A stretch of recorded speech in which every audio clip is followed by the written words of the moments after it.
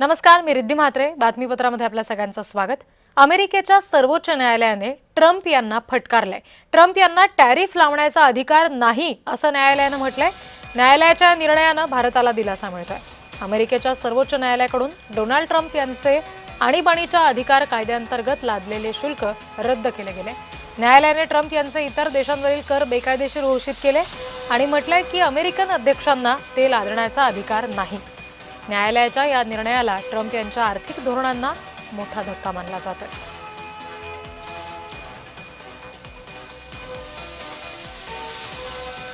American federal कोर्टचा हा निर्णय अपेक्षितच होता आणि तो डोनाल्ड ट्रम्प यांच्या विरोधामध्ये जाणारा होता.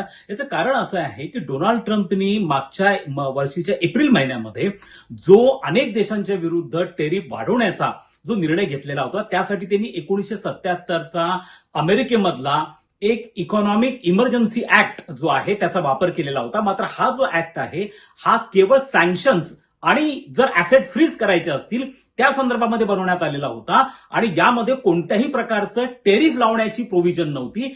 जर अमेरिकेच्या घटनेनुसार टेरिफ लावण्यासंदर्भात एखादा निर्णय घ्यायचा असेल तर ते अधिकार अमेरिकन काँग्रेसचे आहेत आणि अमेरिकेच्या फेडरल कोर्टने केवळ याच तांत्रिक मुद्द्यावरती बोट ठेवलं आणि डोनाल्ड ट्रम्प यांनी लावलेले जे टेरिफ होते, जे पूर्णपणे एकाधिकार पद्धतीने लावण्यात आलेले होते आणि ते अन्यायकारक होते, ते पूर्णपणे स्ट्रक डाऊन केलेले आहेत, ते रद्द केलेले आहेत.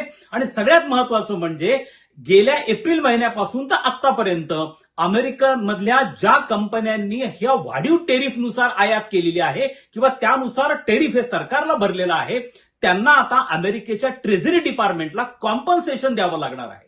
आणि त्यामुळे अमेरिकेच्या डोनाल्ड ट्रम्पच्या प्रशासनासाठी हा खूप मोठा सेटबॅक आहे, पराभव आहे असं आपल्याला म्हणावं लागेल.